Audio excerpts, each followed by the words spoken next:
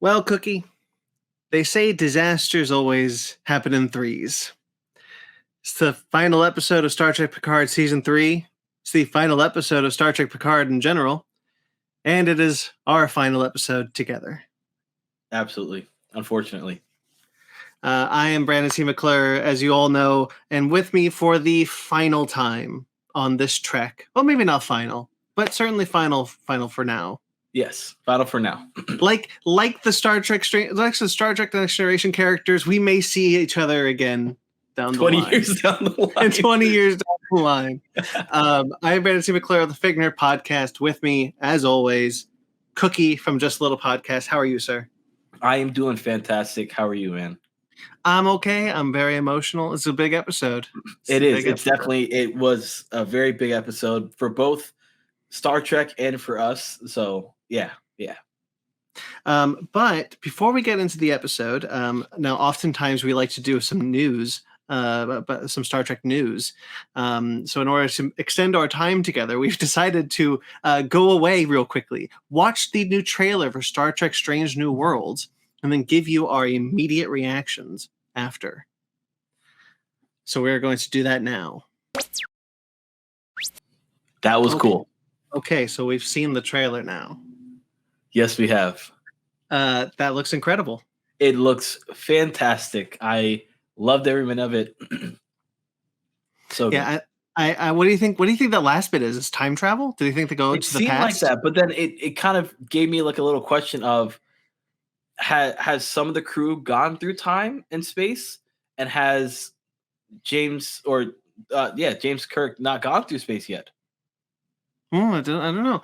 So it's Kirk and La'an at the very end of the trailer. Kirk and La'an. Great to see La'an back. Yes. I know there was some talk of whether or not she'd be on the show when Strange New Worlds is ending. We all knew she was coming back, but they're in like a department store, just like a normal department store. So yeah. I wonder what that means. Same here, and it looked really good. Like there's this chemistry that this entire bridge crew has that I haven't gotten since Next Generation, really.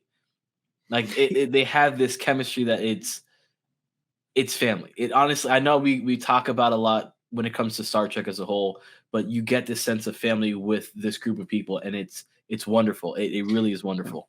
I think one of the things that Strange New Worlds has really nailed is what I think you and I agree with, what we've gravitated towards Star Trek all these years, is the sense of family that the bridge crew can be. It's what we, I think, more than anything, struggle with when it comes to Discovery. The Strange New Worlds has really created a cast of characters that you can consider family, and I think that's incredible, and exemplified in this season, in this upcoming season. But it just visually looks awesome. That shot of the ship with the phasers. Yes, when I saw that, I was God. Like, oh, that's cool. That is cool. That's awesome, and I love we're getting more Ortegas. I'm so excited to see her again. And did you Klingons. This part? Yes. The Klingons, they look like Klingons. Yes, and they were drinking. That was so cool. Like I was like, yes, we got some good-looking Klingons back. All right. I'm so glad that everyone has just abandoned the Discovery designs from season 1 and 2. Just like, you know what? We're sorry about those. Right? That was so good. I don't know who was the one who actually said it, but there was somebody who said like they didn't know where they belonged. La'an, maybe? Okay, because like I heard that, I was trying to figure out which voice it was actually, if it actually matched with the scene that was going on, if it was someone else's voice over. I thought that was interesting. I thought that was very interesting because the first season we kind of get that with some of the bridge crew trying to figure out where they belong and not understanding who they are as a person, if they belong in Star Trek or Starfleet as a whole, if they belong with it or not. Uhura, yes. Yeah. So she had no idea she belonged, and it's like at the end of season 1, spoilers, she fits in. I really like that Uhura has gotten her promotion. She's graduated the academy. She's no longer a cadet. She's an ensign. So we're gonna get her on the bridge more frequently. It looks like. I'm happy to see that. I'm really glad. I knew this was coming with like when they announced who was playing the chief engineer in season 2. I'm really glad we didn't just go to Scotty. I think what's wonderful about Strange New Worlds is, look, it's great seeing Spock and Uhura on the show. I love it. And M'Benga, who's a legacy character technically. And I think they've done incredible work with Nurse Chapel. But what excites me about Strange New Worlds are the new characters. Yes. La'an and Ortega's. I get that we've gotten 2 episodes with Pike prior to Strange New Worlds and Discovery. But like, to me, Pike is a new character, right? Because we didn't really have a lot of that character to go off of. So it's really it's really Anson Mount's character to play with. And that's kind of, so I'm glad we're not seeing more legacy characters propagate this show. I agree. I definitely agree. Because like with TOS, seeing Pike in that, it just kind of gave more of an ending, spoilers again, an ending to his life rather than like a beginning or a middle or where we are right now, where we have Anson and how well he portrays this character. Yeah, and I love him as this character so much. Yeah, he's fantastic. He's Incredible. I'm ready, and this bums me out. Like I was happy to watch this with you, but then I'm like, wait a second, I won't be able to review this with him. So like I the only thing I could think of is I'm gonna send you like voice messages, and then you're just gonna plug them into the channel. So like I'm still there. Like you put up a picture of me and just voice over. Look, you're always welcome. You have an open invite to be on the show, but you've got a good reason to not be here in June. Yes. You have a child coming, Cookie. Yes, I do. I am, and I am thrilled. Like this room is like baby's room now. It's crazy. Yeah. Well, why don't we segue into Star Trek Picard season 3, episode 10, The Last Generation, written and directed by Terry Matalas. Yes. So, Cookie, final episode of Star Trek Picard, season 3. What did you think? These folks, slow clap. These folks took took season 1, season 2. Like season 1 was like I saw a whole bunch of memes on the internet, and I love them all. It was like a child took a crayon and started to draw the Enterprise, and then they had like a teenager who has a little bit of skill draw the Enterprise, and then they have what they have in season 3, and it's like this masterpiece of the Enterprise drawn. And it's like that's how the levels have kind of progressed with Star Trek. And this episode had me crying, genuinely crying and sobbing my eyes out. Oh, what a like emotional roller coaster this was to see characters that I legit grew up on. I was born in the 80s, product of the 90s, and I grew up watching these characters and seeing them kind of like do their final show, their final like goodbye was beautiful. Really good send off. I mostly agree. Okay. Look, nothing's perfect. Yeah. And I acknowledge that. And I've really very little to say critically about this episode, and mostly you'll hear praise from me. I think one of the most incredible things is I've mentioned on the show, you've mentioned on the show, Deep Space Nine. We have a shared love of Deep Space Nine. Yes, we do. Very much. It's my favorite Star Trek show. I believe it's yours as well. It depends on the day, but yes, more so because I connect with Deep Space Nine more than I do with Next Generation. And I just think it's an incredibly written show. Very much. And but Star Trek: The Next Generation was my first Star Trek. So these characters are incredibly important to me, and my favorite Star Trek character of all time comes from the Next Generation with Riker. I love Riker. I love Jonathan Frakes as Riker. I'm so excited that we got to see more of him, a lot more of him, which is incredible. Yes. And so we're seeing so getting a chance to see these characters again, even before the season started, I was already in tears because I was like, oh my God, I'm going to see my family again. My family is coming back. And I believe that while some episodes didn't land as well as others, certain moments don't land as well as they could have, more than anything, this delivered a proper and definitive end. Yes. To these characters. Very much. And it's nice that this is the note we leave them on and not Star Trek Nemesis. Correct. So that said, let's kind of get into the meat of the episode. Yeah, let's do it. We open with the pan in from the opening of season 3, The Next Generation opening credits, which I thought was a beautiful touch. And voiceover, a familiar voiceover. Did you catch it? No. It's Chekhov. Is it really? It's Walter Koenig. That's cool. Yeah, he's so cool. He is playing the voice of Pavel Chekhov's son, Anton Chekhov, which is named after Anton Yelchin, who played Chekhov in 09. That's crazy. That's so cool. That is so freaking cool. It's an incredible reference. Just such an incredible reference. Like I cannot praise it enough. The idea that Chekhov did have a child, and it's Chekhov's kid. He was the president of the Federation and named after Anton Yelchin, who passed away tragically. Yes. Like it's layers. It's the kind of beautiful layered reference that I adore. See, and that's something that I would not get anywhere else. Like that's why I love doing the show with you, because that stuff would have flown by me. But I have this love for Star Trek that when you go and break it down, you're like, did you catch this, Cookie? And I'm like, no. And you break it down, I'm like, oh my goodness. Oh, and then the lines just like really become like perfect.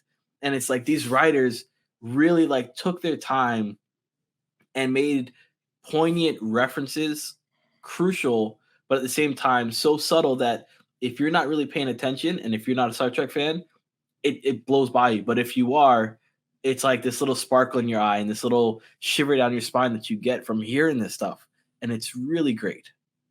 Yeah, it to me it's the most meaningful reference in this season. Because the layers to it are just so thoughtful and beautiful and clearly done out of a love of not just the legacy of Star Trek, but out of a cast member who passed away so tragically and is still missed. Anton Yelchin is still missed to this day. I loved his character in the movies, and once you said his name, the first thing that I can think of is him trying to say Victor. Victor. I love it. Like every single time I hear that, like his name or I see a picture of him, that's the immediate reference that I get is him trying to say that, and it makes me smile. Like, oh, such a great character, such a great actor, and a great character. Yeah. So I really love the idea that he played that they got a vocal cameo from Walter Koenig, which was just wonderful.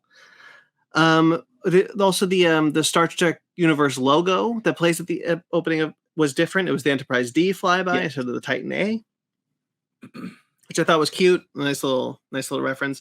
The other thing is that I just want to bring up top is instead of that weird light show that is warp speed, we just got classic warp speed, just classic warp lines. That was something I saw and I was like, that's cool. That was cool. Yeah, I was happy to see it. There's a lot of really great stuff in this episode for me. Beam phasers, baby, so many beam phasers. I miss beam phasers. This episode was packed full of them. Yeah, it really was, like too many. But basically what's happening is the entire fleet is destroying Sol Station, what we know as Starbase 1. Mm-hmm. If that falls, then Earth falls because it's kind of the last line of defense for Earth. Correct. And the Enterprise needs to figure out, okay, well, there's a Borg the Borg are sending a signal from somewhere. Where is it? Turns out it's in Jupiter. Yep. Where we see right down the street. Where we see the largest Borg cube ever created. Yes, that thing was massive. Did you notice it's made up of little cubes? Yes, I saw that. I really did see that. I was like, that's pretty cool. Nice attention to It shows like how vastly huge that is compared to other ones that we've seen in the past. Yeah, and it kind of works towards what we see at the Queen in this episode, which is that she's cannibalizing her collective to keep herself alive, and so she has kind of cocooned in this in corpses of not just Borg but Borg cubes to kind of keep what was left of her collective together forever. Mm-hmm. I thought that was nice. It also kind of creates this idea of like this it kind of recreates the idea of this impending doom, this kind of eldritch horror that the Borg used to represent, because a Borg cube is large and looming and on a good day, but after a while, after seeing them for so long on Voyager, it didn't really have the same effect anymore. So you make it such at a scale that we've never seen before, and pair it with the Enterprise D, which is the tiniest thing in the world apparently. Right? And you're just like, oh shit. Like, what do we just get ourselves into? Yeah, and I mean, it's a bunch of 70, 80, 90-year-olds being like, let's fight the Borg. Again, make sure you take your liver pill. Jesus. There's a lot of fun little callbacks. Like, I mean, you got them on the bridge of the Enterprise D. Riker puts the knee up. Love the Riker knee. So good. He doesn't. I think he's too old to do the Riker maneuver, but that's fine. Oh, yeah, that will still work. It still work. Can't put his leg over a chair anymore. Let's see. Let's go to my notes. The Enterprise D model. Did you notice how detailed it was? Mm-hmm. Great, a little attention to detail. When it's flying by, you can see the observation lounge in the windows. I when I saw that, I literally hit rewind. I was like, wait a second. They did not. I mean, that's just so cool. And when it's like zooming, when we're like going in, you can also see 10 forward, but also the scorch marks from when it crashed on Viridian 3. Geordi. Sorry. Geordi hasn't buffered them out yet. It's still a work in progress. It's 20 years of him working. And he didn't get to a new paint job yet. Not yet. I guess it wasn't high on his priority. Yeah, I really like the way they designed the Enterprise D, because it's, the only surviving thing of the Enterprise D was the saucer section. So making the saucer section look like it was just picked up from Viridian 3, but a little bit polished, but it's still got scorch marks around it. And the secondary hull has USS Syracuse written on it. Yes. Instead of USS Enterprise. I was just like, that's attention to detail you don't need to do. But but when you do it, it's like, I see you. Yeah, it's that little bit. It's like I always talk about in animation how there's little bits of animation that you don't really need to do that kind of like add to things. Like in a way, so the old Lord of the Rings animated movie has a moment, like the old one from the 80s, I think. Okay. Has a moment where Gandalf is like, hey, I'm going to go off, talk to Saruman, and we're going to figure this out. And the hobbits just kind of nod. And Gandalf turns and then turns back and just scares Samwise for no reason. Just like scares him. And then walks away. You don't need to do that. That is animation that is not needed in that moment. Yeah. But that kind of additional animation, like a shrug or a thing like that, creates a more believable atmosphere. And kind of the same thing happens here with this visual effects. Mm-hmm. That if you add these kind of little nods, like we can see in the window, we see that the hulls are different colors. They don't quite match yet. The USS Syracuse. It creates this kind of believable world that we're looking into. Yeah, because it's not perfect. It's like it has its blemishes still. Yeah, it's just off perfect. Yeah. I thought that was really cool. The Queen. Why don't we talk about the Queen for a bit? She scared the living bejesus out of me, man. Incredible, right? So scary. Yeah, I really like the new queen, the new queen design. Interestingly enough, she has more flesh in this episode than she ever did previously. That's hilarious. Because And she before has she less was body. yeah, she was just kind of, just kind of up here, just kind of like upper torso and head. But now Yeah. she's got arms and ribs and things, and just that was funny. How did you feel about Jack in this moment with the queen, and like how easily he was convinced? So I was thinking about this, and again, like I want to say, look, no show is perfect. Yeah. I was thinking about this a little bit on my third rewatch because I do okay, let's let the moment wash over me watch, and then I got to show my partner watch, and then I do a notes for this watch. Gotcha. So on my third watch, I was thinking to myself, I was like, you know what, Vatic should have made it to the last 2 episodes. Yeah, and she should have brought Jack to the queen. that would have been good, because that would kind of create this kind of I do like the idea that Jack is kind of kind of euphorically drawn to the Borg. You could still have that moment, but have it be like Vatic trying to convince him and then delivering him to the queen, and then Vatic being a present villain in this episode. Yeah, I think kind of would have worked really well. Rather than I think the queen just mentions Vatic once just to kind of get the audience to be like, oh right, the first 8 episodes of the show had changelings. right.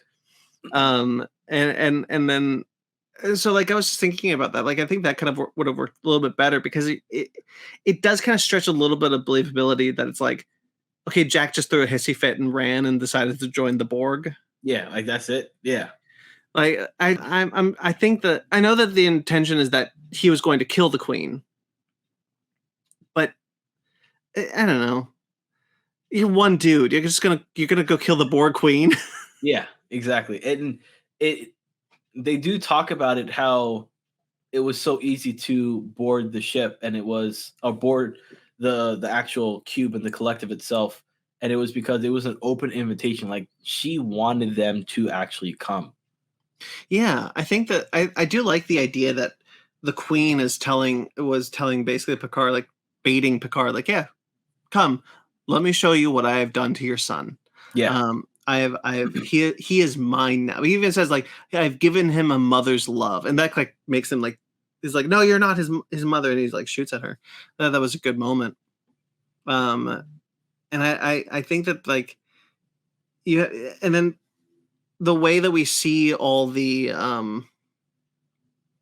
like decrepit Borg skeletons. Yes, because they've been like eaten, like cannibalized. Like not just their, what I think is really important is it's not just their it's not just their cybernetics that have been cannibalized, it's their flesh. Yes. That's being cannibalized to keep the queen stable. And I think that creates some really awesome, I kind of wish we saw a zombie skeleton Borg.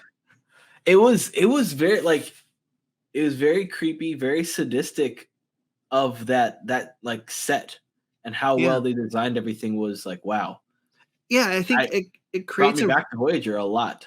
Yeah, I think it creates a really fun way to experience the Borg in a way. Like everyone since Star Trek First Contact has been trying to be like, okay, well, how do we make the Borg scary again? Mm-hmm.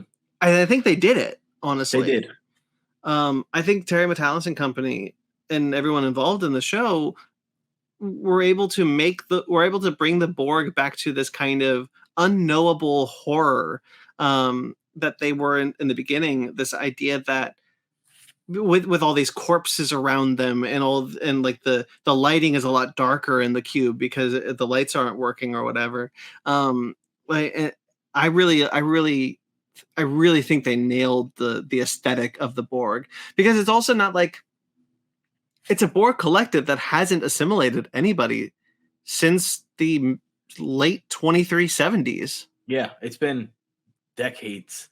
And so like this is a Borg collective that has stagnant, that has just been surviving, not thriving. They've been surviving off of themselves.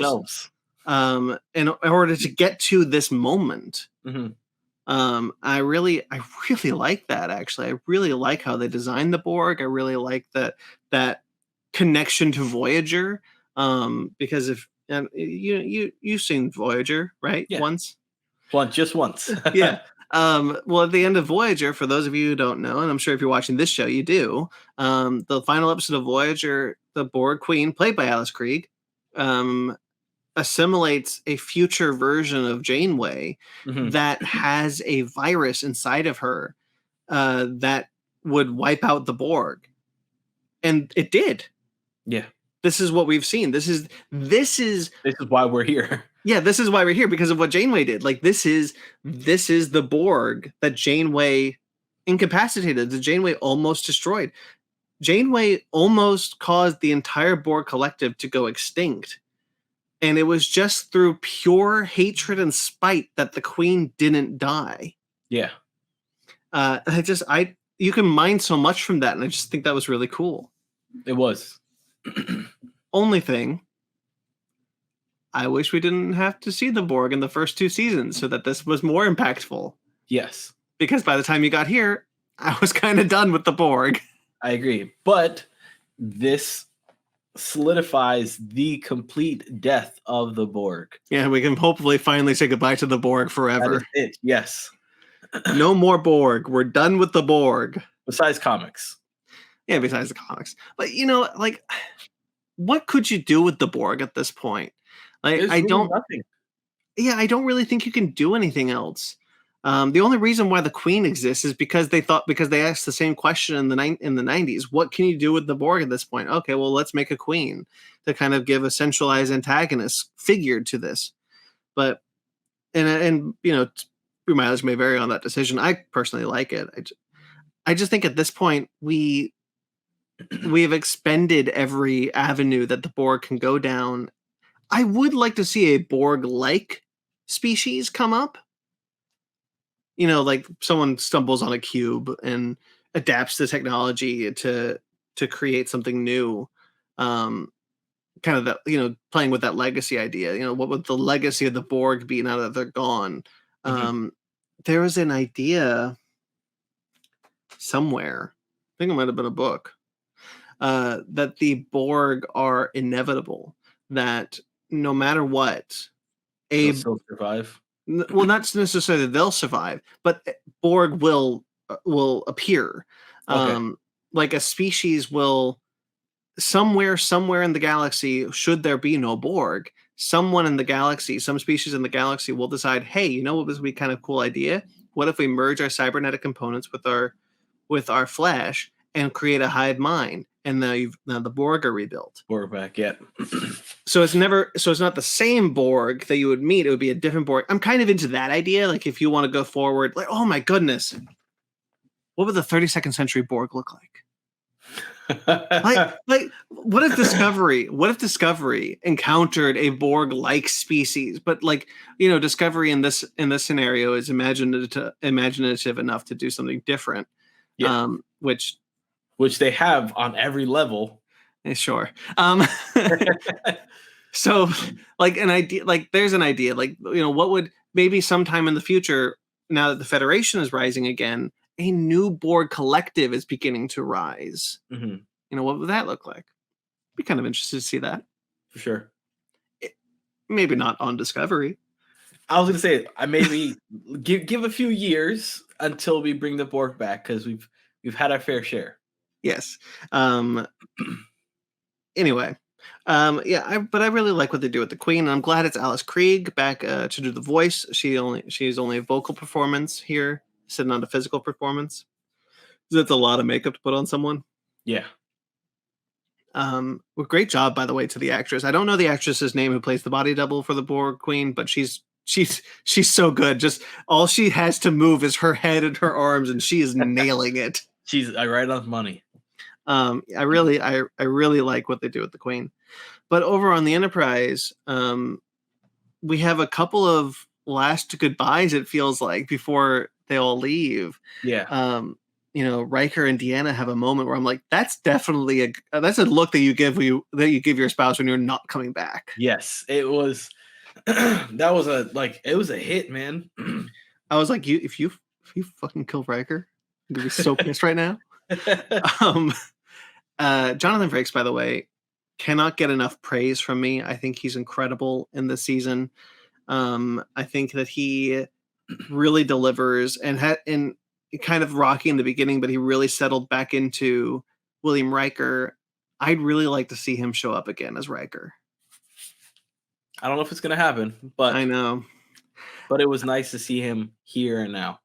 It's just nice that he was acting again. He hasn't acted in years, and to see him kind of come back to this role and just nail it. I hope if I don't see him as Riker again, I want to see him get more acting jobs. For sure. Because it's time. Dude, get out from behind the camera. I know you love directing. It's time to be in front of the camera again. I agree. Definitely agree. And then Picard has a after Worf says I'll make it a threesome. Which was beautiful lines, so man. Riker, Worf, and Picard leave, and Picard has his death moment where he's like, "I'm not coming back anyway. It's nice serving with you guys." Data has, I love Data's growth now as he becomes more and more human, and he's learning what it is to be human, and these emotions that he's feeling. Because he felt like, guys, put me in, coach. I'm ready, and it's like, no, you're not ready yet. Like I need you here. Well, I mean, rightfully so, because he was needed on the Enterprise, and we'll get to why. But he would never. I do really like the idea. Like it's logical to let me go. Like he's kind of playing like I have experience with the Borg. Let me go, because he doesn't want to. He doesn't want to lose his friends. He wants to put himself in that danger. He's feeling kind of anxiety about this moment, and disappointed when finally they're like, "No, we need you here." Yeah. We need you to, excuse me, we need you on the ship with Geordi and Crusher. So we'll go off, and Deanna does stuff in this episode too. she looks at a screen for sure. She helps out a little bit. She does more than Beverly does. No, I think Beverly does more because Beverly fires the weapons. Yeah, you got a point. You're right. Yeah, she's a tactical. I think the people they left on the bridge and the people who went to the Borg cube were smart. These characters, it was the right pairings, so to speak, to split up. And I really like what we're seeing on the Enterprise, how they're trying to be like, okay, well, what are we going to do? How are we going to stop this? And they have that kind of like really awesome flyby when they're trying to avoid the weapons. And by the way, bubble shields. They're back, baby. My bubble shields back, baby. This is actually a good point to talk about this. So I talked about this a couple of weeks ago, and I don't know if you remember. By the way, I called something really early, and I'm so excited to rub your face in it. So I talked about this a couple of weeks ago. I don't know if you remember. This season feels like the natural progression of the Next Generation timeline. Like if you were Star Trek, like if you were to take the same idea of like, okay, well, the original series and Star Trek: The Next Generation, if you're going to take that same gap and apply it to Star Trek, let's say Voyager, to Star Trek Picard season 3, and let's say there was no Star Trek between these 2 points, in that horrible alternate timeline, there was no Star Trek between those 2 points. This feels like a natural progression of what that technology would evolve to be like. Yeah. Even like with callbacks to previous technologies with like beam phasers and bubble shields, like there's clearly been advancements, but they're not treated as this is just an aesthetic thing. It's an advancements thing. Yes. And I like that a lot. I'm really happy with how they did that. It kind of like, I love Strange New Worlds, but Strange New Worlds and the original series, you kind of have to do some mental gymnastics to explain away the fact that it's the same Enterprise. Yeah. Because, Kirk's quarters are maybe a quarter of the size of Pike's on the same ship. Exact same, yeah. And so like you have to kind of like, you just have to accept, it's just, it's just the times, it's just how it was made. But you look at something like Star Wars, and I actually talked about this on an episode of a podcast called The Narrative Labyrinth, which isn't out yet, but I will link it when it is out. So stay tuned to social medias to find that. It's a good episode. Where like if you look at Star Trek, the sequel trilogy and the Mandalorian and anything set within any of the Star Wars. Did I say Star Wars? Did I say Star Trek? You said Star Trek. Well, can you blame me? No, not at all. So Star Wars, when you look at everything set with it, like before A New Hope, after A New Hope, after Return of the Jedi, like all the sequel trilogy, it's all slavishly, it's all slave to the design aesthetic set down in the 70s and early 80s. Okay. They don't really try to move it on into a more modern aesthetic. They try to keep it into that kind of retro future design. Whereas Star Trek, I think, might have done that. I think Star Trek might have been a slave to those kind of designs of the 80s and 90s had the J.J. Abrams Star Trek films not existed. I think those films gave Star Trek the leeway. Yeah, I think the permission to update the technology, even if you're doing a prequel, where I don't think that existed, because if you look at like Star Trek Enterprise jumps through hoops to make it low tech compared to the original series. Correct. But Star Trek Discovery doesn't. Star Trek Discovery is just like, you know what? It was just made in a different time, so just accept that this ship, it is what it is. Yeah. So, but I don't think that mentality would have existed had the Kelvin films existed. So for me, what Star Trek Picard season 3 feels like is more so is less so like a design mandate, a design aesthetic that comes from the Kurtzman era, that comes from the Abrams films, and more like, what if there was nothing in between? What if we had no preconceived conceptions of what these ships should look like created in the 21st century? I like that. I like that idea a lot. Yeah, I just thought it was kind of a cool thought. It's almost like they had like a blank slate to really show off their passion for what they feel Star Trek at this time looks like and is represented. Yeah, I think so. And because of that, I think it really sings. Like, I think you really feel that this is what the show would have looked like had it continued. Yeah. Had we not done any prequels, had we not done a reboot in 2009, this is what it would have looked like. And it looks beautiful. It looks so good. This season looks so good. The CGI is incredible in this season. All right, so I'm going to go back to my notes here real quickly. So the Borg Queen's plan is not just to assimilate Jack, and it's not to assimilate everybody either. What she wants are the young to be organically connected to her rather than cybernetically connected to her, because that way they can have children, they can propagate, they can go out into the galaxy, and there would be only Borg without the cybernetic components. Yeah. I really like that plan of hers. I think that's a really interesting way to take the Borg, especially considering her cybernetic assimilation plan failed drastically. Yes. So you want to try something new. And I think this idea of like, you know what, we don't need the cybernetic anymore. We're not going to assimilate anymore. We're going to evolve. Like, she learned a lesson, because the idea of like, it's kind of what Picard and Janeway had been trying to tell her all along. It's like, because she says, I believe First Contact was like, we evolved through assimilation, and Data says that's not evolution. You're just taking things from people and adding it to yourself. You're not evolving. And she doesn't pay no mind, but that stagnation almost killed her. So now she is taking what the Federation has taught her and turning it on themselves. Yes, very much so. And it's so genius when you think of like how how well she orchestrated. Well, she had a lot of time to think, but yeah, how well she orchestrated this out, and the fact that like once she gets Jack, which is the sole missing piece.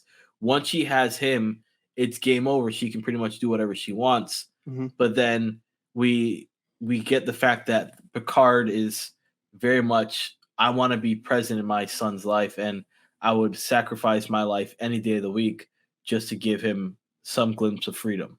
Yeah, I really like the idea that Picard. I do want to talk about Riker and Worf a little bit more later, but Yeah. I do really like that Picard. He has this moment where he has this kind of confrontation with the Queen, where he's trying to convince the Queen to let Jack go, and the Queen says, like, I can't. He's here voluntarily at this point. Mm-hmm. And I really like the idea of Picard kind of thinking about that. I was like, you know what? I've been running from the collective for half of my life. I'm done. Yes. I'm going in for my son. And so he connects to the collective, not to save the world, to save the galaxy. Save his son. To save his son. Yes. I really like that kind of moment that he has of like, I will do the thing that I am most afraid of. Mm-hmm. To save you. He even says when they're in that kind of world, like if you're not going to come out with me, I'll stay. I'll just stay. Yeah. Oh, when I saw that, man, it hit home for me so much. I was just at that point in time seeing Picard do the one thing he's deathly afraid of doing is ever getting connected back to the Borg, and him voluntarily taking that thing and just shoving it into his neck. And I was like, I was laying down in bed and I'm watching and I'm like, he's not gonna I just like get up. And I'm just like sitting on the edge of my bed just watching this in amazement and so captivated by his words that he says to his son. And it wasn't that he was like trying to convince his son. He was just like, hey, I know what you're going through. I'm here for you. If you don't want to leave this place, like if you feel that this is the ultimate home for you and you have no life outside in the real world, I get it. I'll be here with you till the very end. However, you're going to miss out on so much that's outside of this reality that you think is living in here in the Borg. Yeah, I love Jack's kind of it's perfect in here. Everyone is. I'm not alone, and Picard is like, I put up a similar barrier when I was a kid. I ran to Starfleet to find a family that I didn't think I had, and I found it. But there was still something missing, and it was you. It was He says in the beginning of the season, "I'm not a man who needs a legacy." Mm-hmm. You go back to Star Trek Generations when he loses when he loses his nephew, when he gets the news that his nephew and his brother are dead. Yeah. He's crying because he lost his family. He's got nothing left. And in that moment, he has to reckon with the fact that I'm the last Picard. Mm-hmm. I will always be the last Picard. But then meeting Jack changes that and brings him out of the shell that he didn't know he had put himself into. And I let me tell you, I've never missed my dad more. Oh, trust me, you and me both, because we're in the same exact situation. Just you're a little bit after me, but man, when I saw that, like instantly, I just I sat there and I paused it as he's just hugging his son, and that hug killed me. Tears. I was like, Dad, where are you, Dad? Oh man, it was an emotional train wreck, and it was so well delivered. So I don't know if you noticed, but I wear a necklace now. Yes, I remember you told me, yeah, which I find so cool. So for listeners and video people watching on the video, this is what's called an urn pendant. So some of my dad's ashes are in this necklace, and I found myself. I decided a long time ago, because I don't wear a lot of jewelry and it feels uncomfortable on me. I was like, I'm only going to wear it when I miss him. I found myself wearing it a lot in the last couple of weeks. And and this episode kind of made me realize why. Because watching Jack talk to his dad and Picard connect with his son got me to the point where I was like, oh, I'm not okay. Yeah. I'm really not okay. that's something. Yeah, it's something that I've struggled with, and I think, like, without getting too personal and without like kind of getting sidetracked from Star Trek, but I think that the maybe there's a listener out there or a watcher out there who is going through this stuff and has nobody to connect with. Like, Brandon and I are here, just so you guys know. But with that same like sentiment, it's I watched it and I went through like my dad's death very quickly. Like, I had to kind of like mature, be an adult, handle situations very quickly. Didn't have time to process. Yeah. And I'm seeing this moment with Jack, and he comes to that realization where he was fighting that urge to have a feeling and have a connection with his dad because he didn't want it. He's like, I've lived 20 years of my life without my father. I don't need him now. I can be perfectly happy, perfectly safe in the Borg where people get me and understand me. And it's like, yeah, that's fine and dandy. But once that light switch comes on and it's like, oh crap, I really need my dad. And he gets that embrace from his dad. It's like the world just stops around him. And I was blown away by how powerful that message was. And the flashbacks to the previous scenes that they had together, like, yes, like I know it's a cheap emotional shot, but it worked on me. You and me both, man. You and me both. Especially that scene at the bar. I was like, oh my god. Yeah, that stupid bar.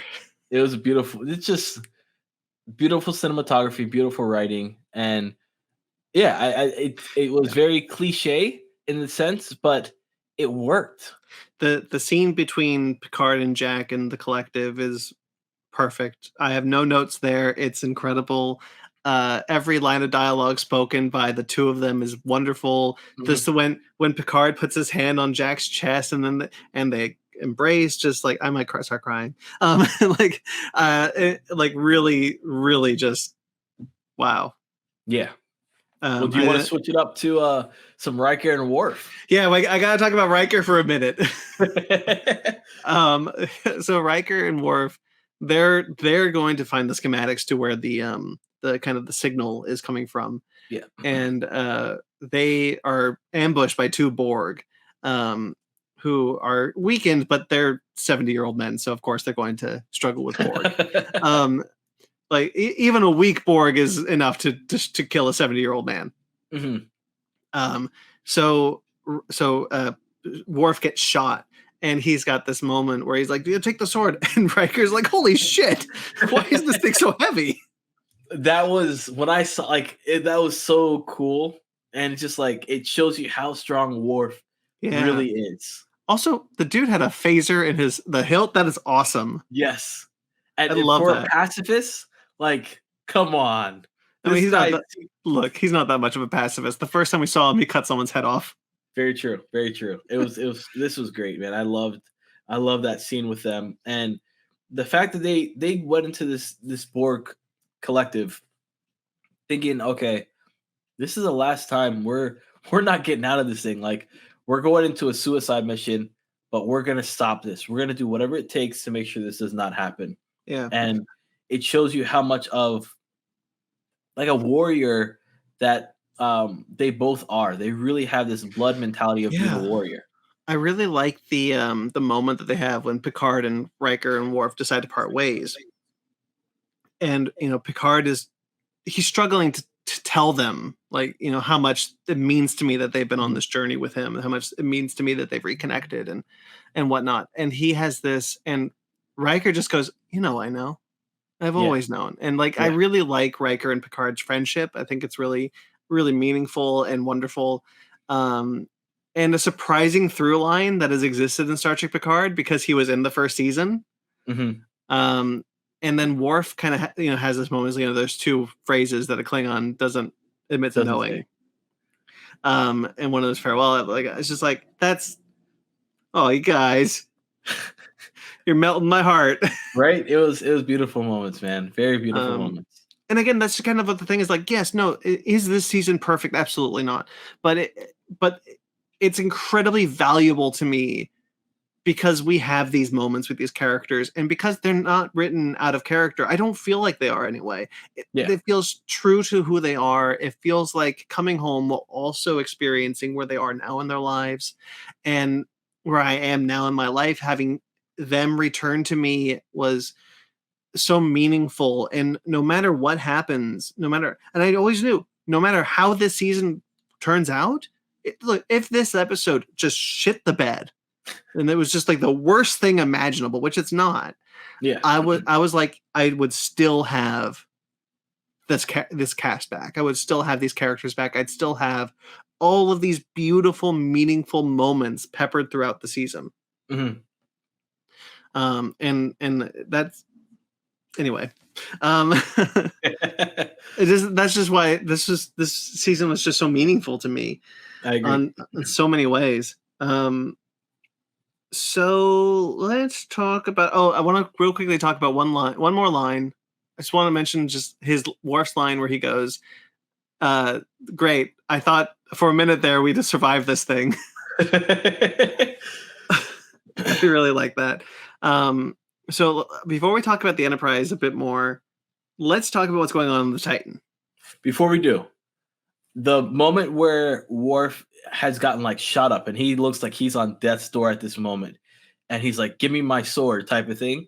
Mm-hmm. It made me instantly. I thought of, okay, he wants a Klingon's death. He wants to go out swinging, and like you said, I just found that so cool. And he's like, "No, I'm not. I'm not dead yet. I'm not dying. Keep killing people." I really like the idea because, like, later in the episode, he says, "Today is a good day to die with honor." I really love the idea that being killed by the Borg, not honorable. Dying for your friends, honorable. Honorable, yes. Yes, very much. I like that. Anyway, so let's talk about the Titan. Yes. So on the Titan, Seven, Raffi, and Dr. Oak, nice to see you again, have decided they're going to take back the Titan. All the over 25s, we're going to take back the Titan. Mm-hmm. So they do by creating a phaser that instead of killing you, beams you into the transporter. Correct. Really cool idea. Like that a lot.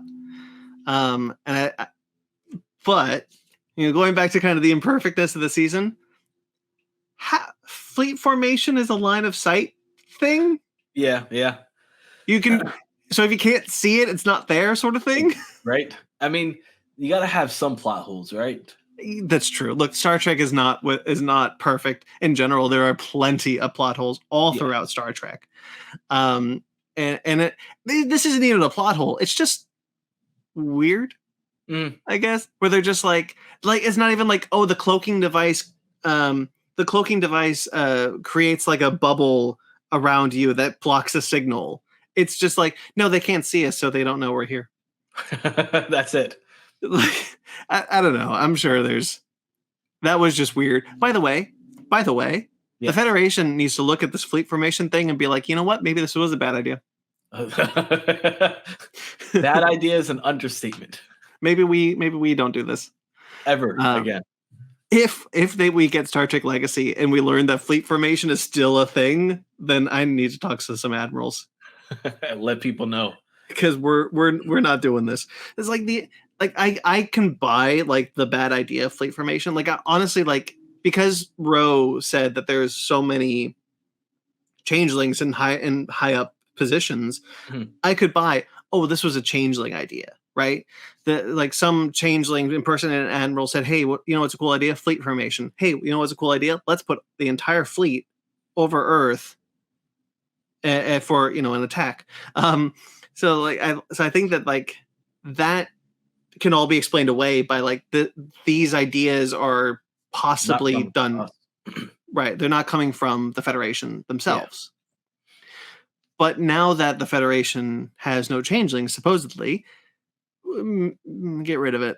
Yeah. Get rid of it. Doesn't need to be there. Yeah, bad idea. All sorts of bad idea. I agree.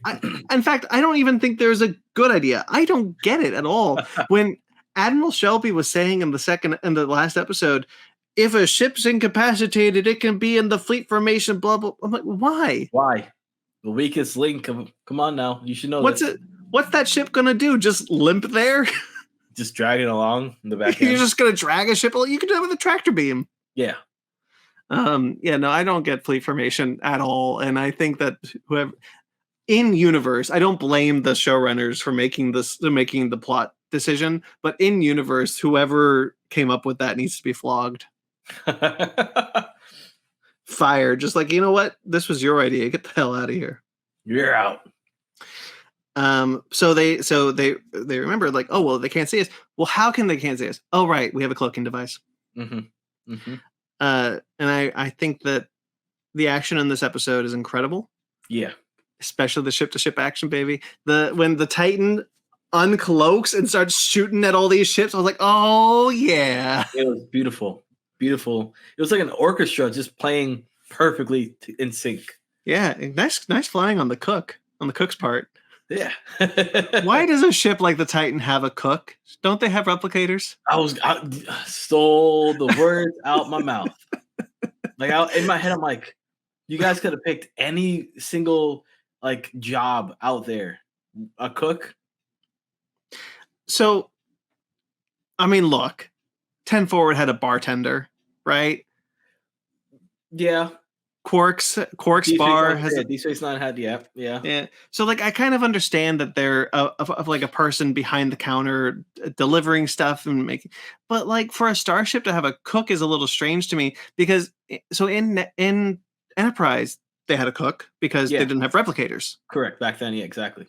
And so, but like a ship as small as the Titan, I feel like should probably just rely on the replicators. But you know what? Maybe Shaw was like, I really just need a cook on board. I need a chef on board to make me my blue steak.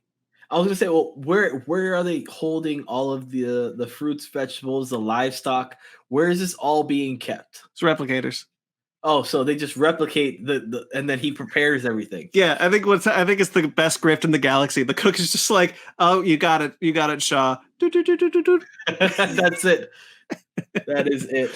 That's my headcanon from now on. The cook is just grifting Shaw the entire time. Buttons. Yeah. Oh, my compliments to the chef. Thank you. Splashes some water in his face like he actually worked. Yeah. Anyway. So speaking of action, let's talk about the Enterprise, baby. Yeah, let's do it.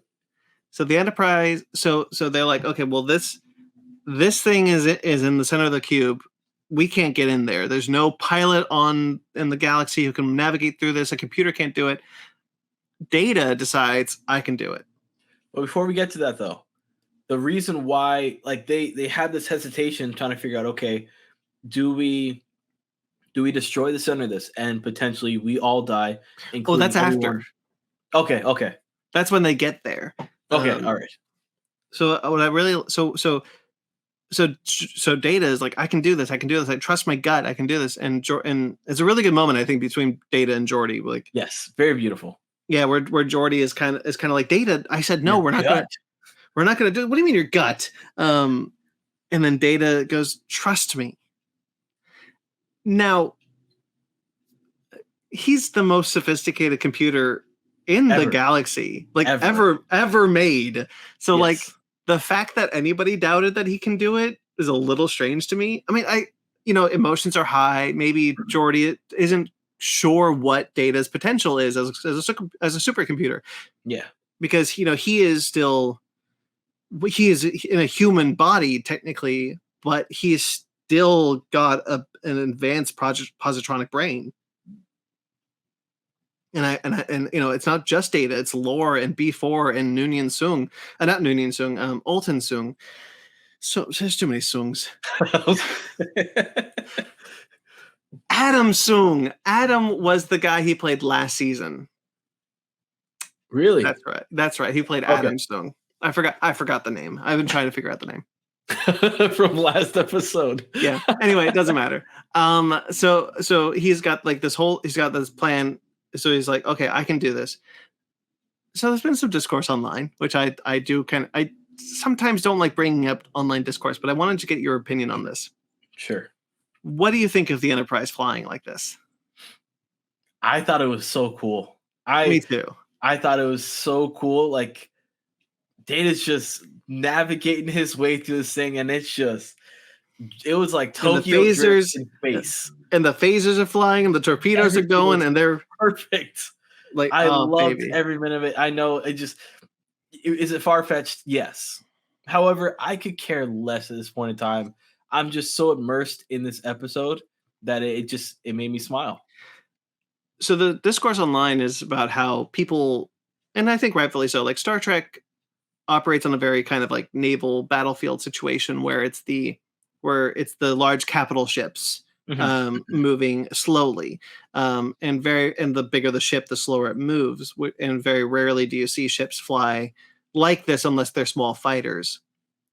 But my counter to that is kind of, I don't think starships are supposed to fly like this.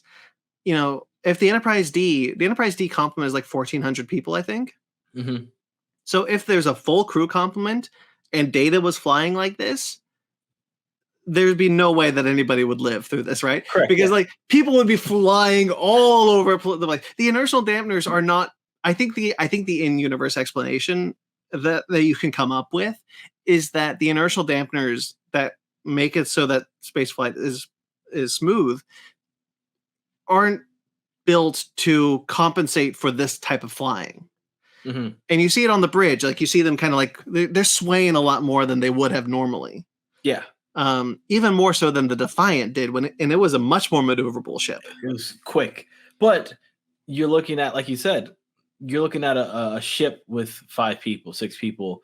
Yeah. So everything else that does not need to be on doesn't have to be on. They can focus everything solely on that one concentrated area. Yeah, and so you have this. So, like, I think that kind of creates the leeway to make it so that the Enterprise D could fly like this. No capital ship should ever do this ever again. Yeah. But in this situation, they were capable of it because they had the most sophisticated supercomputer in the universe, and no one on board. And if you also think about it, not to kind of switch up a little bit, like Lower Decks in the last episode they had where they're flying in hyperspace and they're pushing it to the very, very max. And that's all it can do. But it was a short span of push it to the max. When you think of this particular moment, you have Data pushing the ship to the max when it comes to agility, not necessarily speed, but just agility and its capability of maneuvers. It was to the max that it could do for a short span of time. Yeah. I don't think if you want to do like a marathon race, this is not going to happen. It's like if I went into my 15-year-old car, did a couple donuts, like I need some serious repairs after that. Exactly. You might be able to do like 1 donut, maybe 2, but you're not going to sit there and just keep going. Yeah. I'm going to need my brakes repaired, my tire might pop, but like I'm sure like the Enterprise needed some repair work after this. Of course, yeah. So I really liked the moment. I thought it was I stood up when I saw this, and I don't normally. Like I was sitting there, I was watching.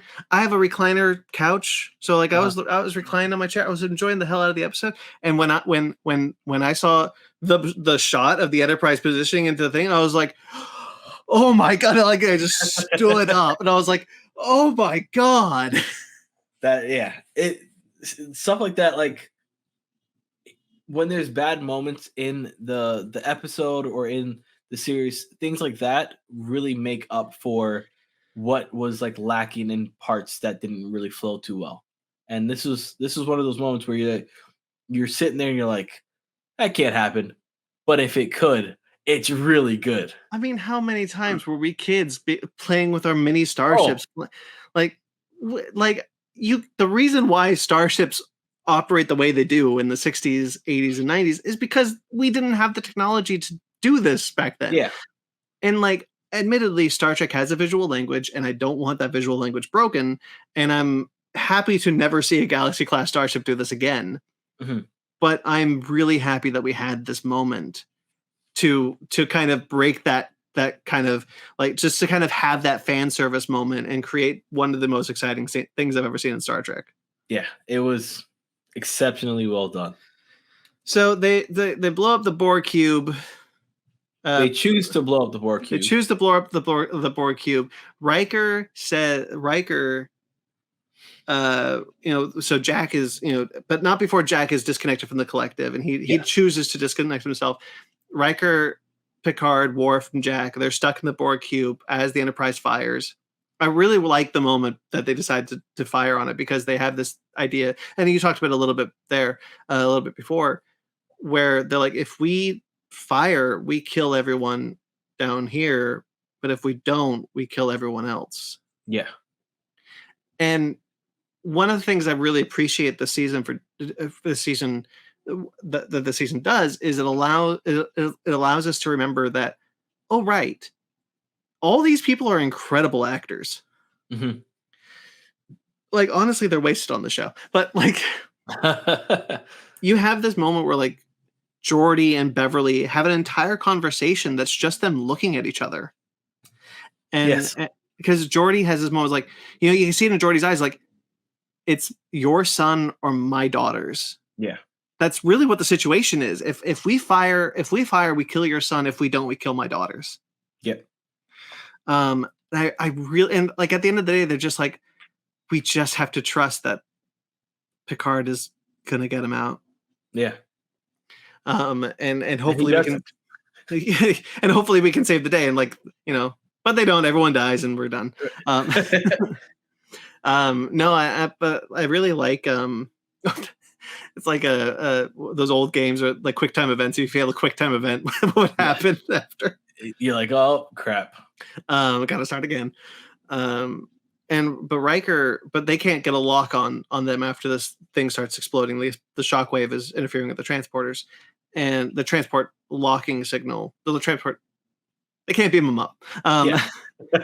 And they're looking, and Riker has this really beautiful moment where he says, "I love you, Imzadi. I'll be waiting for you with our son." Our son, yes. Oh, heartfelt, emotional. How there's been, but I have to say, I have to bring this up because I am maybe one of three people who like Kestra Troy Riker. There has been more talk about Thaddeus Riker, who has been dead for maybe 20 years, than their own child who's still alive. They mentioned her once in this whole show. One time.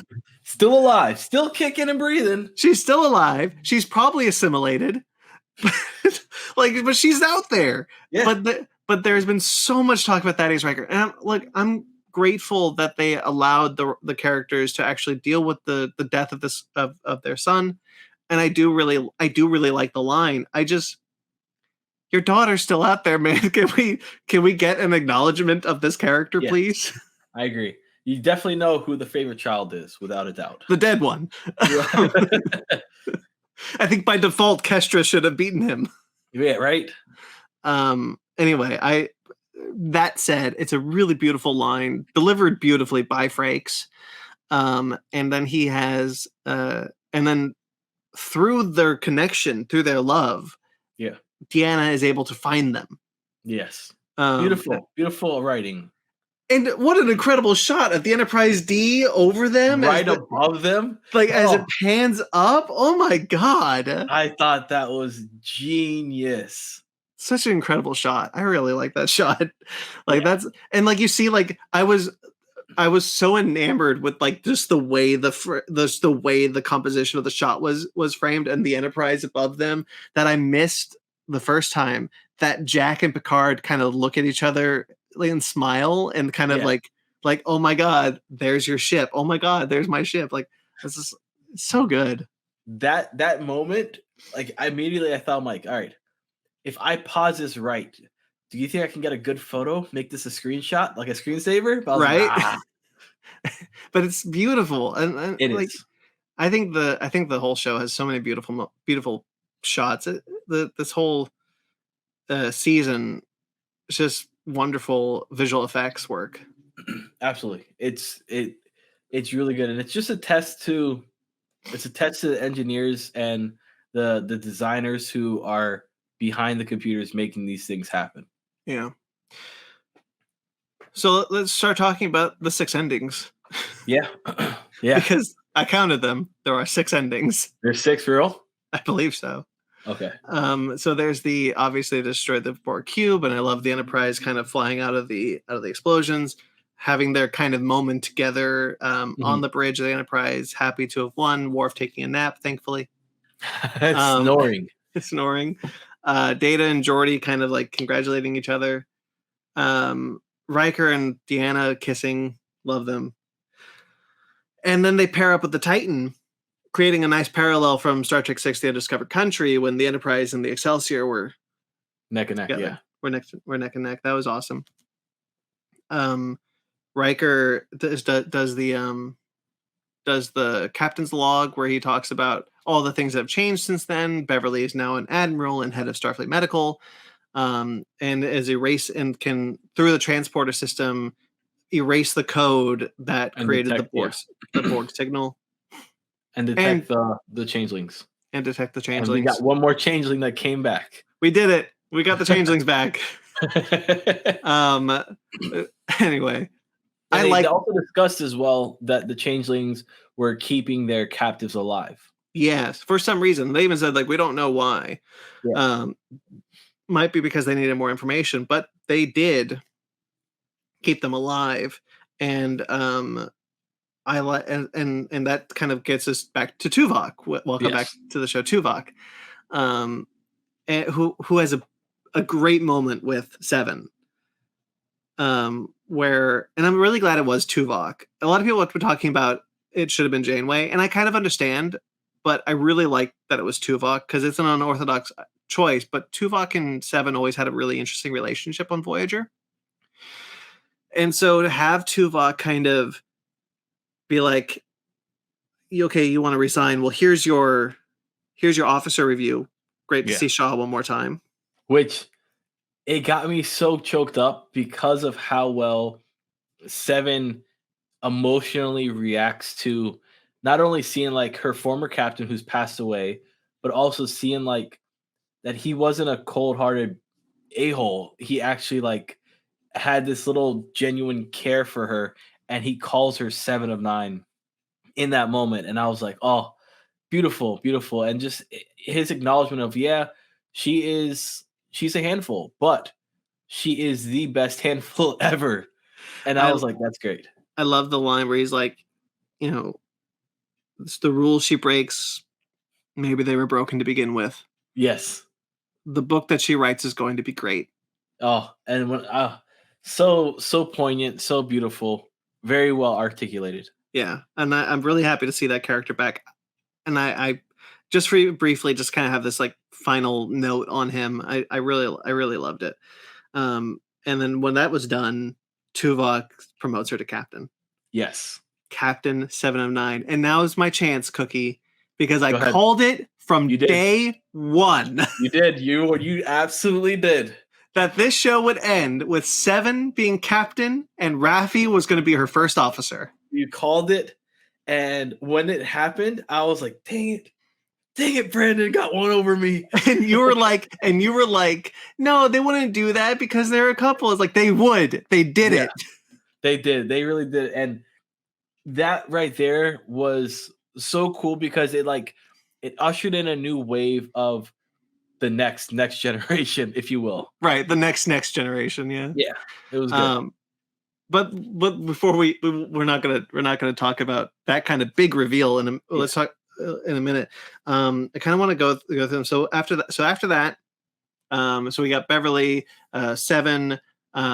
Then we cut to a year later to the Fleet Museum. Yes. To Georgia, yeah. No. Then we get Data. Or is it Picard? No, it's Data and Troy therapy. Yes, that was hilarious. Yeah. She's like, I just want to go on vacation, Data. Leave me alone. Yeah, she's just ready to be done. I really like Riker's moment when he walks in and he's just like, he's still batshit. Yeah. That was really funny.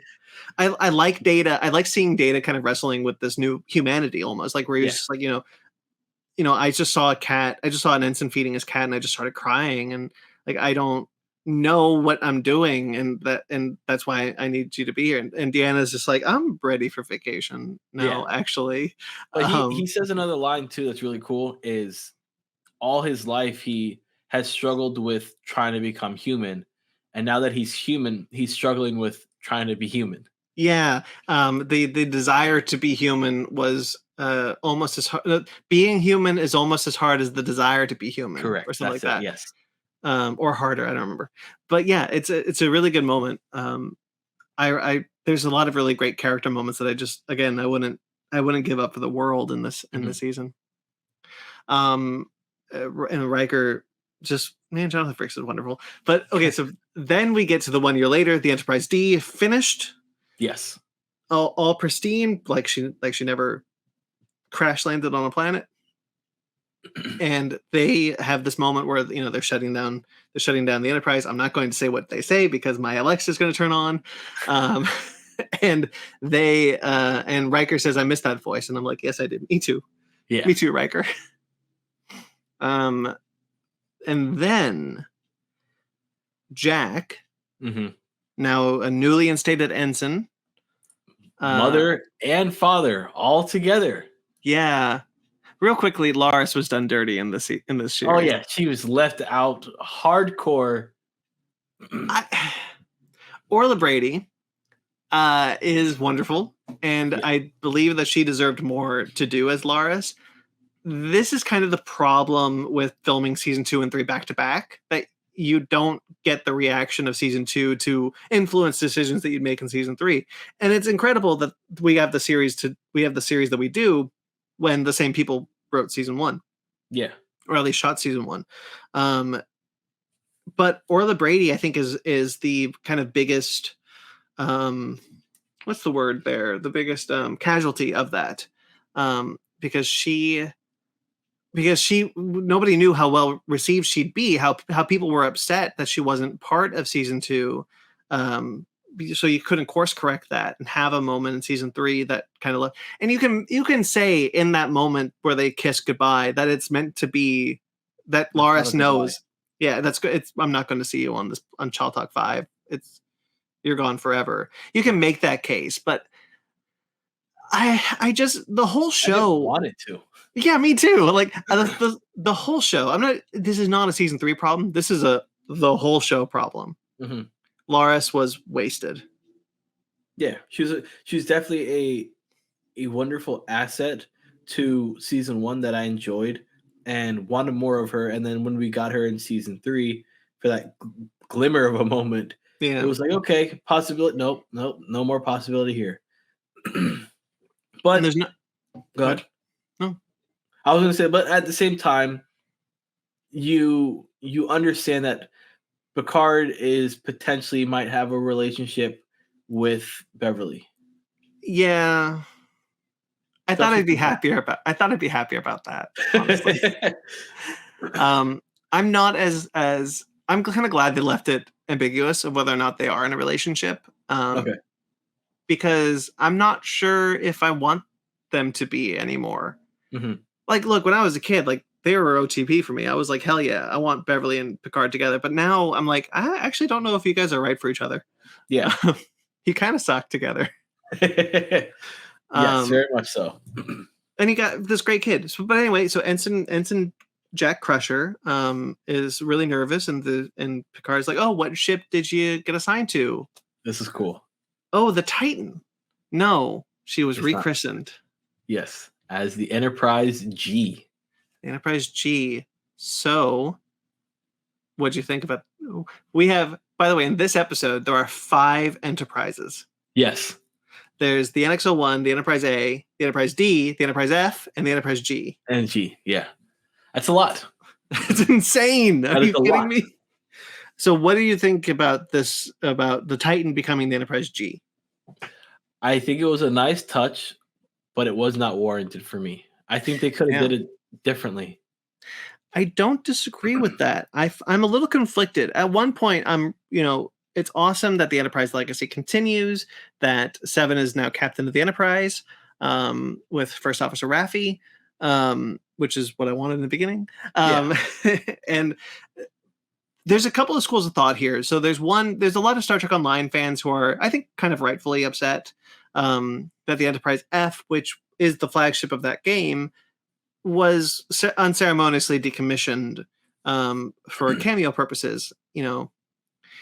I get it. I kind of understand. As someone who didn't really play Star Trek Online, I don't really care that much, honestly. You have a connection, yeah, I don't really have a connection to the Enterprise F. And it's kind of, and the Enterprise F it operates as kind of a fill-in Enterprise at this point, much like the B and the C do. But the Enterprise G, I like the idea of rechristening a new ship to be the Enterprise G, because you need a new Enterprise. If you're decommissioning one, you got to have another one. As Riker said at the end of Generations, plenty of letters left in the alphabet. Yes. So you have so I like the idea of the Enterprise G, but also a part of me kind of like, well, but the Titan was also special because there's 3 ships that we know of with legacy registrations: the Voyager, the Enterprise, and the Titan. And the Titan was new. We didn't know about the Titan until this season. Voyager we found out in Discovery, actually. That's one of the best things they ever did. But the Titan being rechristened the Enterprise kind of makes me feel bad for Riker, because the Titan A was christened that because of, I assume, the legendary exploits of Captain Riker on the USS Titan. That's exactly the same thing that I thought. And it's like, you guys literally got rid of one name, said goodbye to that legacy. We're going to bring back Picard. Yeah. And like, admittedly, you can make the case that Riker was probably more famous for serving on the Enterprise. Yeah. Than serving on the Titan.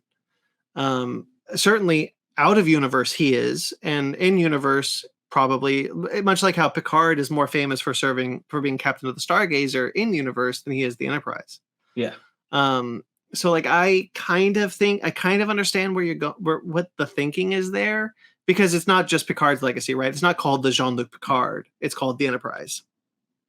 It's continuing the legacy of the Enterprise. I'm sure there will be a Titan B. There has to be, in my opinion, now. Yeah. Oh yeah. They cannot just get rid of it. Yeah, but I do. But again, I'm kind of like two schools of thought here. Like, I do like kind of bringing back the Enterprise to a Constitution class exploratory vessel. I think instead of a large kind of battleship that the E and the F were. Kind of going back to the idea that Starfleet is not so much interested in being a battleship, producing battleships anymore, but producing smaller exploratory ships. Yeah. So like, on the one hand, I'm really happy that is the Enterprise G, that captain of the Enterprise is 7, that it's a Constitution, it has all these things, but also like, maybe you didn't have to shit on the legacy of the Enterprise F from Star Trek Online, or Riker's legacy of the Titan, in order to do that. Yeah, you could have just taken any other ship, or you guys could have just made a brand new ship, because if you really think about it, you had time. Or yeah, like another Neo Constitution class ship could have been christened the Enterprise G. It didn't have to be the Titan A. Exactly. Theoretically, there would be more ships within that are Neo Constitution class ships. Unlikely that the Titan A was the only one.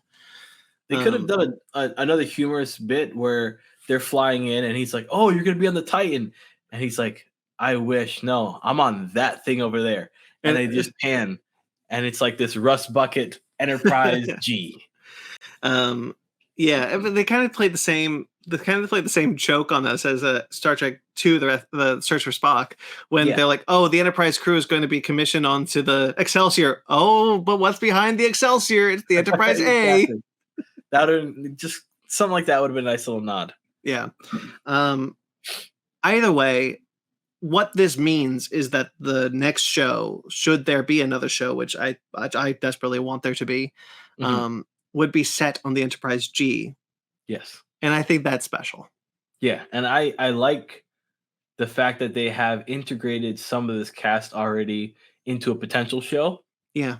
So that you have this connection with these characters, and you're now starting up a new legacy, which I think is still really great. Yeah, I really love the idea of setting a show on the Enterprise G with Captain 7 and Alondra and Sydney LaForge and Jack Crusher. Like, I like these characters. I want to see more of them. Yeah, I'm right there with you. I'm sad that this hasn't been the show since the beginning. I think we had a lot of room to play with this concept. Had we had like, what if this was the first season, right? And then we had 3 seasons of this rather than just one farewell season. Yeah. I'm sure that's an exciting world. Or maybe I would have gotten tired of it. Who knows? Yeah, very true. But I am glad that this did happen. Yeah. Do you want to talk about poker or Q first? Oh, well, let's do poker because you are on a hot streak, sir, because you've called 2 things now. I did. I called that this show has to end on poker. Yes. Yeah, I'm pretty good at this. I don't know what to say. Yes, the finale of this episode and the finale of All Good Things share a poker scene. And it's beautiful. It's beautiful. Yeah. The fact I've never been so happy to see the 10 forward bar. I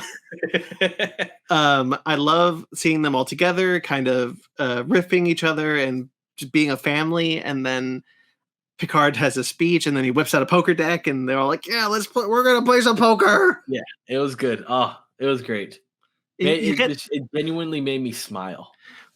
You get the sense that these characters like each other, like these cast members like each other, and you hear all these stories about how cast members keep in touch or whatnot, but the Next Generation crew apparently has a text thread that they're just all a part of.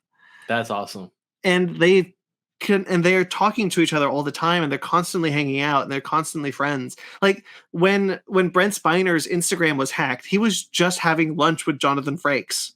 That's cool. And you get that sense. You get that, yes, this crew is a family, but also this cast is a family. Mm-hmm. And that said, I never want to see them again.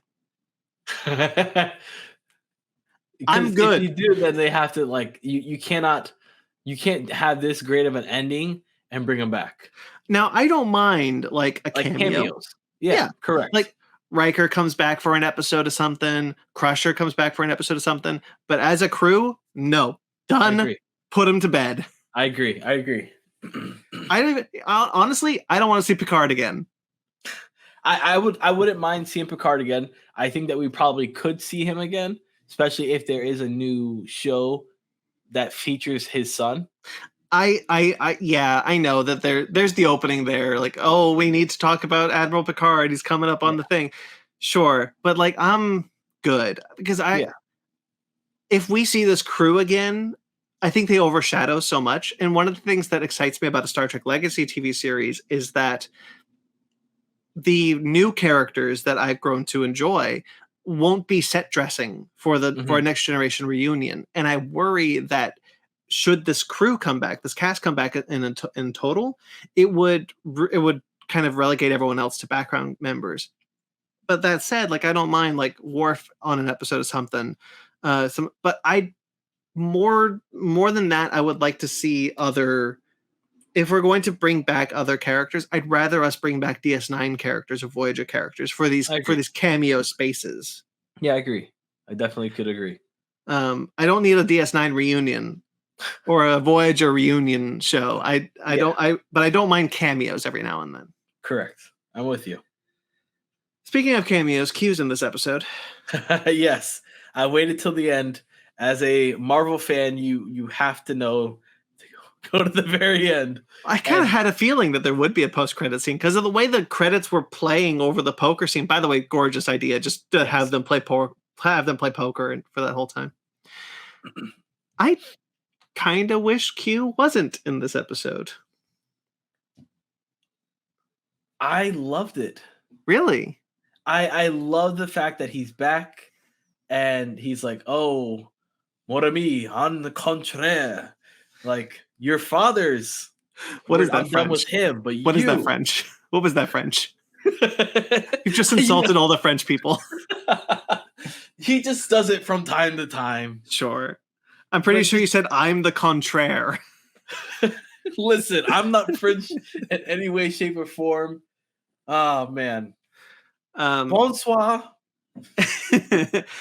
I kind of get what you're saying. Like, the idea is like this could be before he died, right? Yeah. Because he's not a linear being. He could have popped Correct. in here before he died. I kind of just wish his death was the last note we saw him on. As I really like that scene at the end of Picard season 2 when they embrace and they say It was very goodbye. heartfelt, yeah. Like, I think that's a beautiful scene. So I kind of wish that was the note we left Q on. I can understand that, and yeah, I mean, I can understand it. I just like him I like Q. Oh, don't get me wrong. I love John Delancey. Yes. Especially as Q. I think he's very good. Yes. And I love his costume. His costume was perfect. Did they de-age him at all? No, that's how he looks. He just looks good. Yeah, he just looks good. Okay. Because I saw him, like, the beard, everything. I'm like, this guy looks good. Yeah. Okay, well, let me look through. Hold on. Let me just see. Laura, yeah, talked about Laura's, yeah. Oh, I love a happy ending. Happy everyone got a happy ending. Yes. Go see Kestra, guys. Like, seriously, she's your daughter. Oh, the line that where's my position, Captain? You're special counselor to the captain. That's not a real position. You made that up. I understand that was Troy's position, but that's because she was in the science divisions. Yeah, I'm not. He is clearly in the command division. Yeah. What the hell's he doing? Yeah. All right. That's it. That's it. Goodbye. That's all I got for today. That's all my notes for today. So, final thoughts on just the series in general? It's over. This is it. Star Trek Picard is over. That is it. The last season made up for the show, very much so for me. Like we've talked about, it was not perfect by any stretch of the imagination, but it was what we needed and it was what we wanted. And for fans, whether you're like me, who is not an avid Star Trek fan but loves Star Trek as a whole, or if you are a diehard, I got a tattoo of Star Trek on my butt cheek, as Brandon does, then I do not. Don't put that out there. Then you like this. It fits for you. Like, this was a really good ending to the series, and I dug it. It's a bittersweet moment because I was very happy how it ended, but also very sad on how it ended. Yeah. Multiple reasons I'm sad that it's over.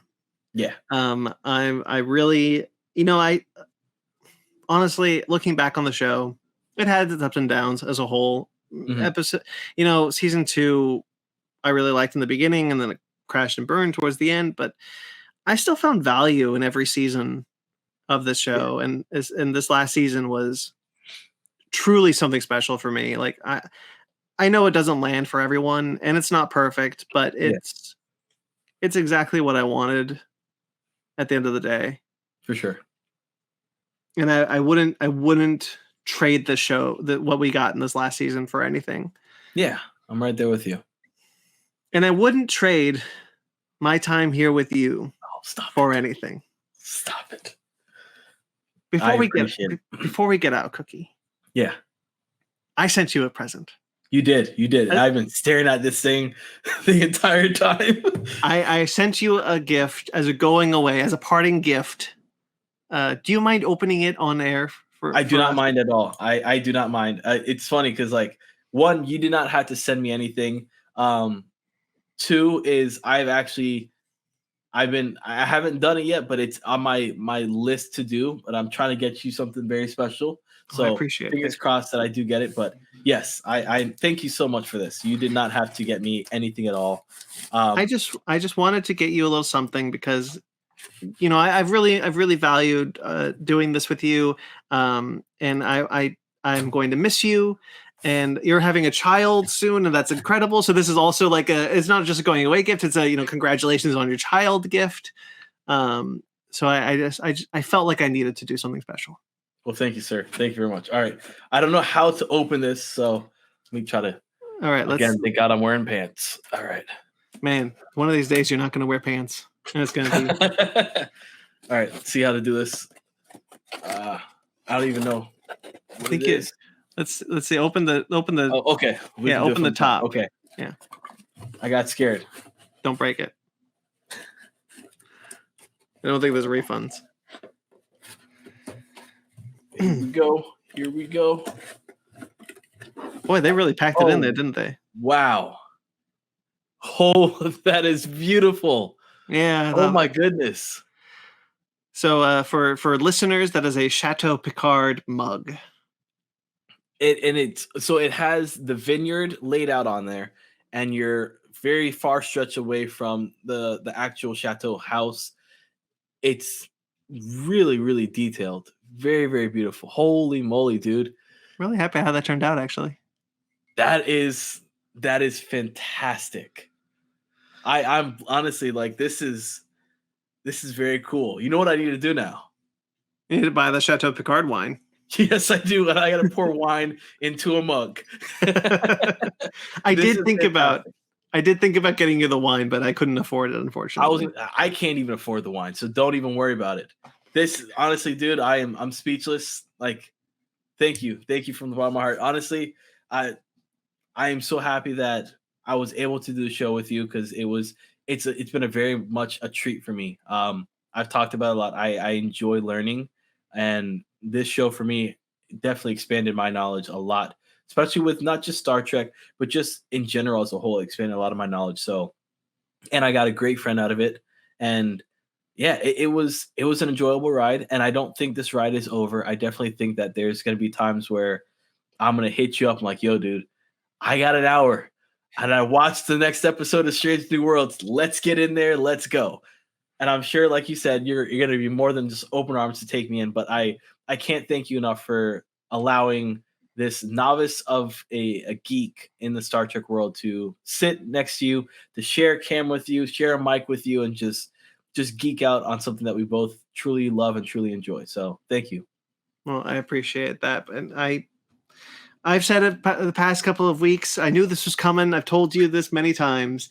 But this is a bittersweet moment for me, because we have not just come to the end of Star Trek Picard, but also come to the end of our time together. But you have an open invite for anything you want. You will always have a home on the Fake Nerd podcast family of podcasts, sir. Thank you. Thank you so much. You guys are all amazing. You especially are very amazing as well. So thank you. I'll make sure to tell them that you singled me out specifically. Oh, absolutely. Absolutely. Like, Ryan is like at the bottom of the barrel. I love you, Ryan. Just joking, buddy. All right. Well, enough blubbering from two old men. For the final time, Cookie, where can people find you? You can find me on social media, on Instagram. Let me actually get this camera up. On Instagram at Just Little Podcast, on Twitter at Just Podcasting, YouTube Just Little Podcast. The podcast is still running, still up and running. So those people who are downloading for some magical reason, thank you so much. Please go back. If you're just watching, this is your first time watching the Fake Nerds watch on Star Trek, go back. There is a plethora of fun that not only Brandon and I shared, but Brandon, Mike from Downright Nerdy Podcast, myself, we've all shared a ton of fun, a ton of laughs. Another bastard I lost to having a kid. Yes, he beat me to the punch. But yeah, definitely go back, watch all that stuff. If you're listening, go back and listen, because it's always been a ton of fun hanging out with Brandon and just talking Star Trek, and you're gonna have a blast listening to us. I appreciate that. Stop. You're gonna make me cry. You're gonna make an old man cry. Okay, well that's it, guys. That's Star Trek Picard Fake Nerds Watch. That's it. There's no more Star Trek Picard. That means there's no more Fake Nerds Watch for it. However, there are more Star Trek stuff in the works. I'm working on, because this is the final episode, I'll just tell people that I'm working on getting a kind of, we have a show called Fake Nerd Book Club. I am working on getting that series up and running, but as a Star Trek variant of it, where I will talk about Star Trek comic books. So I need a co-host for that. So I'll find one, and then we'll get up and running. And I know some people who watch this have applied to be co-host for that show. So I'm still thinking about it, guys. Awesome. And speaking of co-hosts, while right now I'm not sure who I'm going to continue it with, I will continue doing these Fake Nerds Watch for Star Trek. I deeply, deeply love talking about Star Trek, and I'm just because I'm losing Cookie, I'm not losing my drive to do this. So when Strange New Worlds comes out, stay tuned. There will be a Fake Nerds Watch for it. Hopefully I'll be able to do it episode by episode, like I have been in the past. Of course, Lower Decks will also have more Fake Nerds Watch. So I'm not going to stop doing this just because I'm losing Cookie. It's just going to be a little bit more difficult because I need to find a co-host. Well, you never know. Maybe like the Star Trek crew, I might make a cameo appearance. You never know. I don't need a cameo appearance. I need a consistent. I need a new number one. This is the end of Nemesis, where you're leaving me to go off on the Titan forever. Oh man, for 20 years. Anyway, just about. All right. So once again, Cookie, congratulations on your upcoming child. Thank you very much. It's incredible, and I'm so happy for you. Thank you, sir. Okay, well, guys, this is Fake Nerds Watch. As I said, it's over. That's it. But you can check out other Fake Nerds Watches that we've done. The Mandalorian, for example. If you guys like Star Wars, if there's some cross section of Star Wars, the very disappointing season of The Mandalorian is over now. Yeah, kind of disappointing of that one. But you can check out all my thoughts on 3 episodes of that season. Probably the next Fake Nerds Watch series that comes out will probably be Strange New Worlds and Secret Invasion, the new Marvel show. So stay tuned for that. That'd be a lot of fun to do. But keep an eye out on all the social medias. There is a Basement Arcade, which is a video game Let's Play series. Basement Arcade Pause Mini, which is a video game discussion series, if you're interested in video games. Fake Nerd Book Club, which I mentioned a little bit earlier, that I'm trying to revive, but as a Star Trek variant. And then Animation Station, an animation discussion show. Two last things I'll mention as far as the Fake Nerd Podcast family podcast goes, which is the Real Score, which is our brand new show, new baby.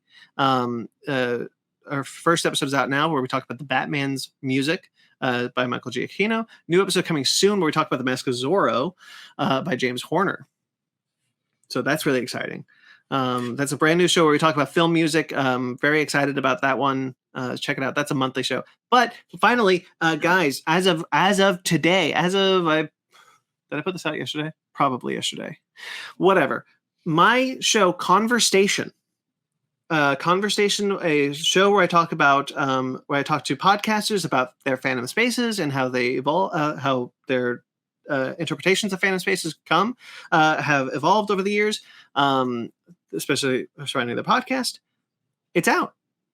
Season 2 has begun. My first episode with Karis Lunn, a returning guest from season 1, wonderful person who does a podcast called Journey into Fandom. Beautiful show, beautiful person. Check it out. It's out now. Only in audio. That's an audio only show. But season 2 is out. It's here finally. I've been working so damn hard on this season, but it's finally here. I kind of wish that I had gotten the season out when Cookie was still doing podcasts. My bad. I'm sorry. You know what?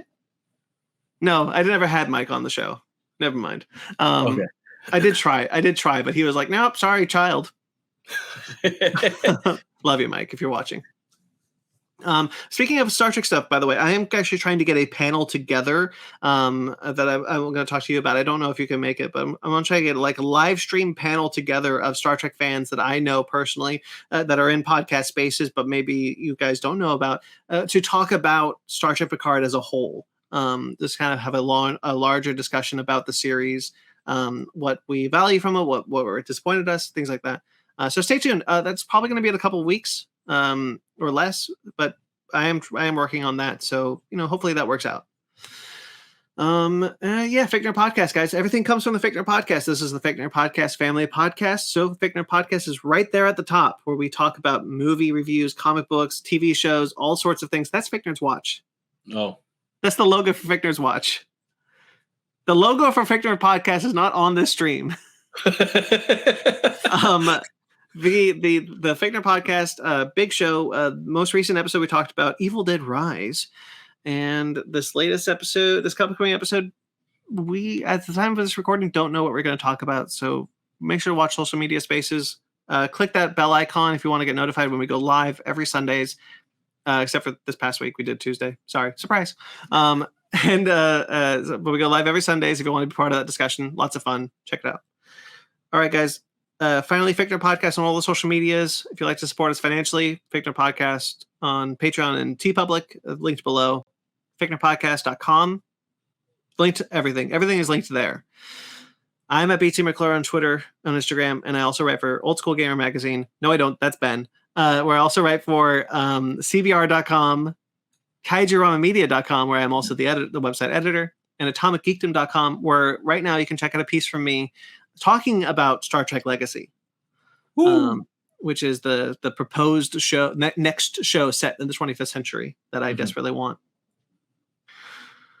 Cookie, where can people find you? Just Little Podcast on Instagram, just podcasting on Twitter, and then the podcast, Just Little Podcast. Until next time you see me, and until the next time you see a cookieless me, live long and prosper. Live long and prosper.